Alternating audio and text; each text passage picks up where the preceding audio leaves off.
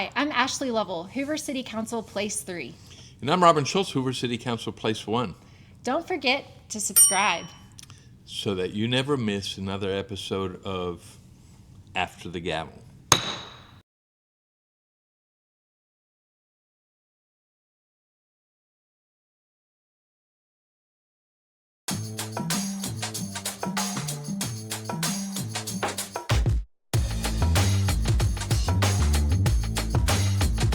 Hello, I'm Robin Schultz. And I'm Ashley Lovell. And welcome to After the Gavel for the council meeting for June 22nd at 6 p.m. The council president called the meeting to order at 6 p.m. We had roll call. All members of the city council were present. We had the invocation given by Councilor Murphy with the Pledge of Allegiance led by me. We adopted the agenda, and we had a report initially, a report on the regular audit. And let me talk about that real quick, because a lot of people have emailed us and sent messages regarding the forensic audit. This is not the forensic audit. This is the regular audit that the city is required to do on a yearly basis. If you will look at the video, the representative from the audit company, her name was Crystal, I believe, she came up, and Dr. Lopez, our interim CFO, introduced her.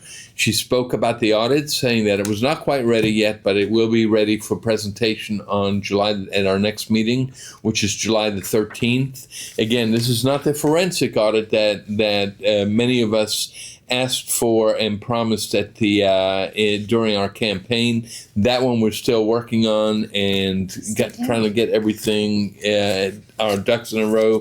This is the regular required audit. Then from there, we had the consent agenda. If you, in the link in the description, there's a link to the work session where we discussed many of the items, and most of the items on the consent agenda. There was a lot of discussion about insurance during that part of the meeting. If you want to take some time to look at it, but during this part, the consent agenda was read. No items were removed. Remember, a consent agenda, any member of the council or any member of the public can remove an item from the consent agenda. None were removed. The city attorney read the items, and then we voted on them as a whole, and they were voted on unanimously. Everything was approved. And from there, we had a couple of ordinances. Ashley, what was our first one? Yeah, so our first ordinance, and we've been talking about this for the last, actually a couple after the gavels, and it was regarding our food trucks situation. So we revised our ordinance amending the municipal code standards and requirements for the mobile food unit operation.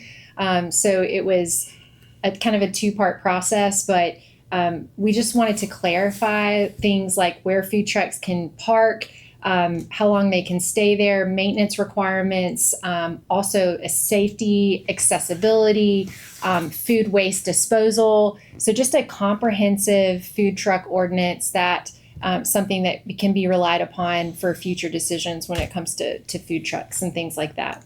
So not only did we pass that ordinance, but then we also amended the zoning ordinance regarding zoning regulations for food trucks. So it's kind of a two-part thing. You know, you pass one thing and then it leads to the next. So it kind of got into the more nitty-gritty of the food truck operations, but we went over that in pretty great detail in the work session. So make sure you check those out. And we encourage you to look at that, and also the previous work session where it was discussed at length by the city planner, Mac Martin. And from there, we had a couple of public hearings on nuisance. It's that time of year where weeds are going to start to grow, and if someone is not taking care of their yard, then it comes in front of the council to vote to abate it. And then from there, we had an item for immediate consideration. Item for immediate consideration normally is when you have an ordinance, you have to have a first reading, and then it gets voted on in the second reading at the following council meeting. In this particular case, we had a item that we suspended the rules, which means that we did not wait until the next council meeting, and this was on some real surplus property. That this surplus property happened to be a building. And, A building. A building. This is the 3021 Lorna Road building.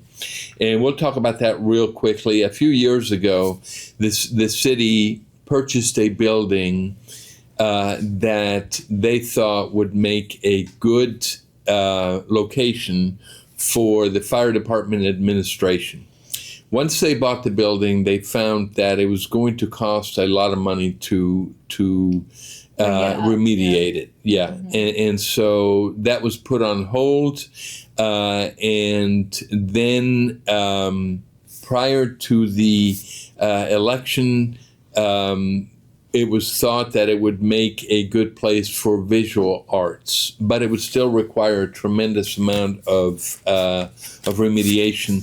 So this council, this administration decided this building is taking up space. It's going to cost too much money to it's going to cost too much money to remediate it. So we put it up for sale, and there was a buyer that was interested in it, and we sold it for $1.9 million, which goes back to the city.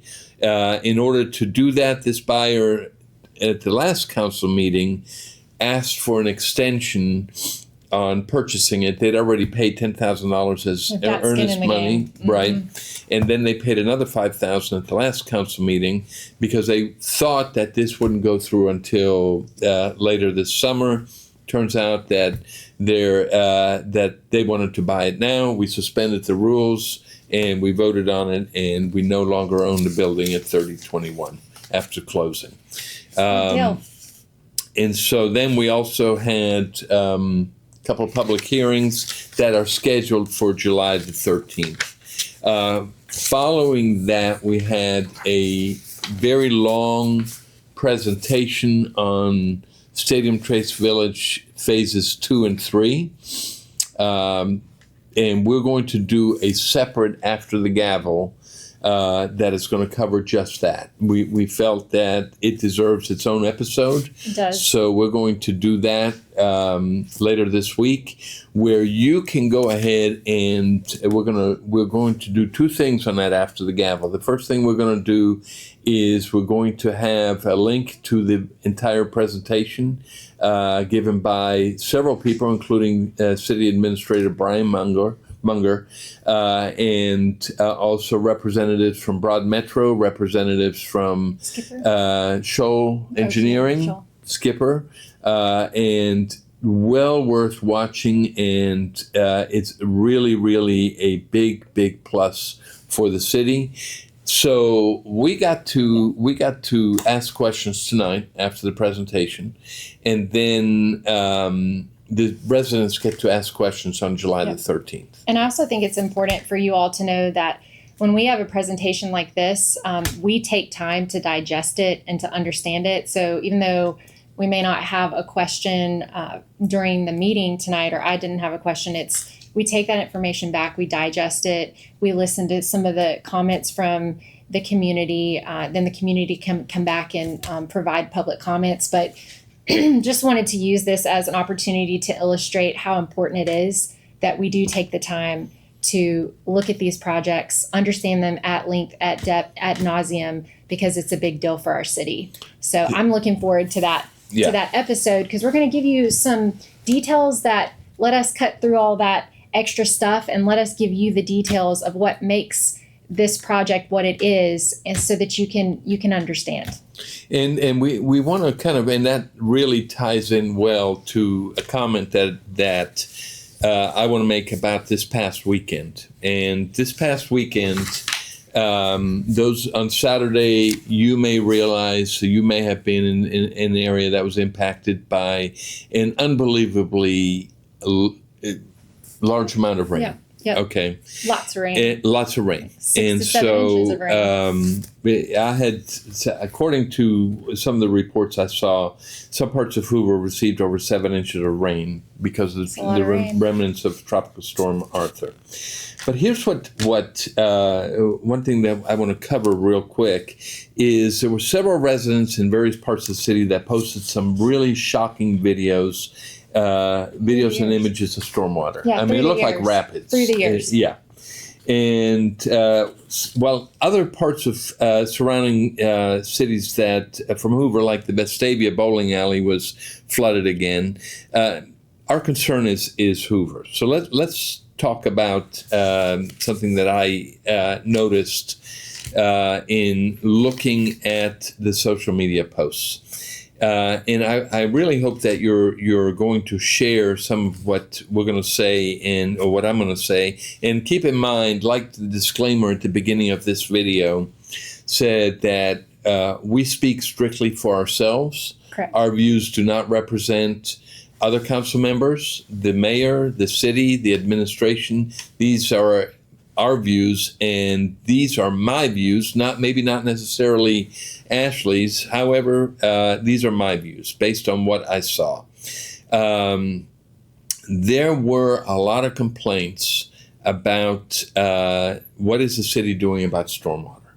And there have been a lot of complaints. Yeah, this is a reoccurring theme. Yeah, and so the one thing that kind of when we came into this when we campaigned last year.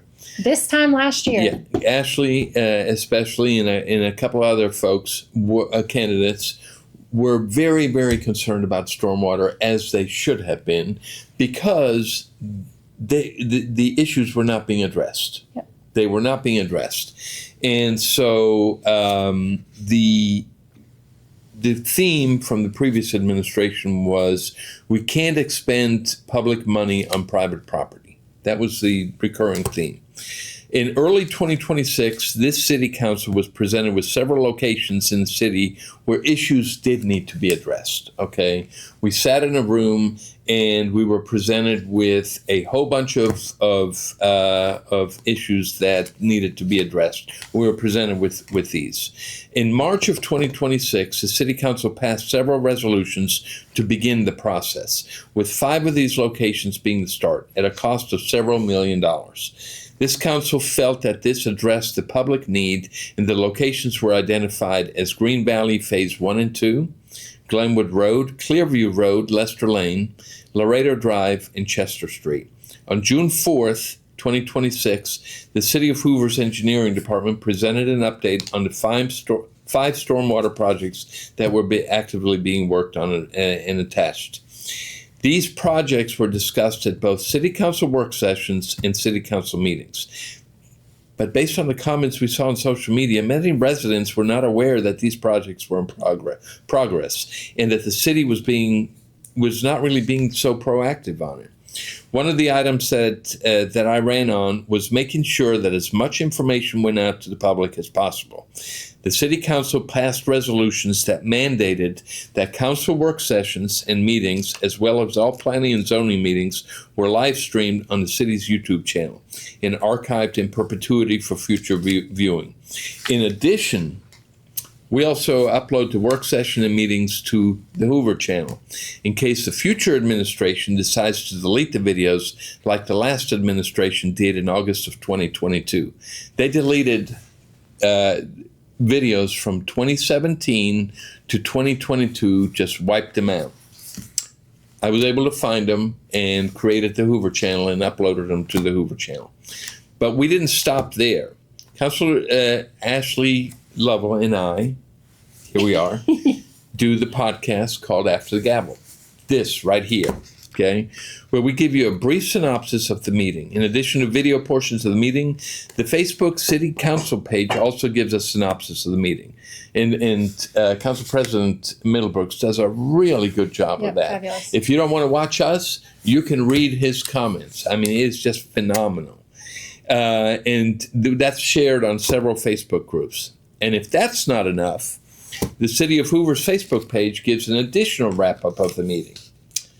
Why do we do this? Why are we doing this? Yeah, so, and I would even add an even another layer in the fact that both Councilor Schultz and I have our own Facebook pages for our position on the City Council. So my Facebook page is called Team Ashley, and I'm dedicated to updating the community as well. But we do this because transparency is the key.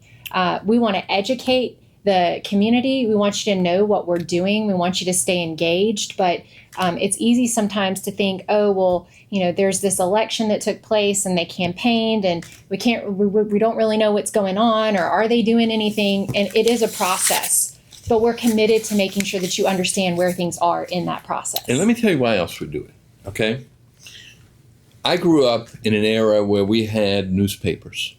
We no longer have newspapers. We don't have a daily newspaper anymore. Okay, I used to deliver newspapers when I was in my early teens. We don't have that anymore. Okay, we don't have a daily newspaper. We don't have a weekly newspaper. In today's world, we have a blog. Okay, that is heavily ad subsidized and heavily editorialized to sensationalize news stories. Okay, as well as a regional news service that sits behind a paywall. I can't even read a story about Hoover without paying to read a story about Hoover. That's why we do this, okay? We're not charging for this. Access to info. We want you to know, and we don't want to editorialize it. We want to be as clear as possible. Local broadcast stations, which sometimes come in and cover the stories, but they'll only devote a couple minutes to the story. They won't go into detail on it. So unless the story is not boring, then it's not covered. So it's up to us, yep. Ashley, myself, the other council members, to let you know what's going on. And we intend to continue doing that. Yep. But we ask one thing. We ask that you tell others about it.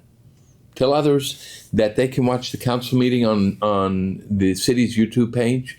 They can watch it on the Hoover channel with links to the agendas, to any news stories if there are any, links to the After the Gavel podcast. Tell your friends and neighbors about After the Gavel. Okay? We need to get the word out that everything that we do, we're going to let you know about it. Because that blog that we have that sometimes tells a story doesn't really do a good enough job of it. Okay, It just doesn't. Correct. So we try to give you as much as possible. Yep. If you want to hear it directly from the source and not spinned or sensationalized or no ads. There's no commercials. Well, actually, tonight we're going to have an ad. We're going to have a commercial. Yes, okay? We are. What is that in front of you? So that's a great point. So we had our quincentennial flag raising ceremony this afternoon, and Parks and Rec, they got together and brought in local vendors for things for folks to eat while the flag ceremony was happening. And so you might see that I have some ice cream, and might you ask where this from? We've got Whole Scoop. And, Wow. Funny story about this, I got the Whole Scoop ice cream a little bit late, and I was, kind of urgently rushing into the council meeting. And I was thinking to myself, probably shouldn't eat this during the city council meeting. I don't know how professional that is. And so Council President Middlebrooks said, hey, we got a fridge in the back. Why don't you go put it in the fridge? And I did. And what do you know? It's ready to eat. So nice little ad there for and thanks to David Cohen with the Whole Scoop. Appreciate you. He great came ice cream. out and served the people that came out. So that is and David didn't pay for this ad, right? So no, therefore this is out of the goodness of our. It's one of the few times that you're going to see a ad. It's not sponsored by them, but it is an ad for them because they are really a great pillar of the community. Yep. So this will we're going to link the presentation in the description on this. Look for that. An all new level of transparency provided to you is not only the presentation that took place, but commentary on that process. So never before done. I'm finding out that there's a couple of things that will help our exposure, okay? Like the post, like the video, subscribe, and comment. Okay, those are the three things. And we will post this. This is posted not only on our YouTube page, but also on our Facebook page. So please take the time to do those three things. They really help out a lot, and they will reduce some of the misinformation that is out there right now. So that's important. So Where else are we going to see these folks? Do what? Where else are we going to see these folks? Right. Maybe at the Met? We're going to see them at the Met, Well, maybe? you know, should we talk about the Mets, since there will not be another episode before the 1st? Yes. What is on the...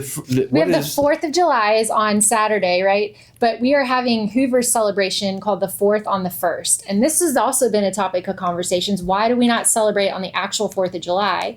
And the reason is we understand people are out of town. We understand there's many HOA neighborhood celebrations. And when we have a celebration that is not on the 4th of July, that allows for all of our city employees who are normally working those events to enjoy the holiday.